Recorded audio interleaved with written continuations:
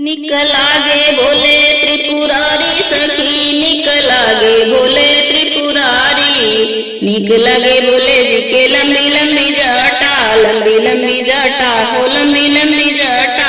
सब कहेला जटाधारी सखी, निक लागे भोले त्रिपुरारी। निक लागे भोले त्रिपुरारी सखी, निक लागे भोले त्रिपुरारी।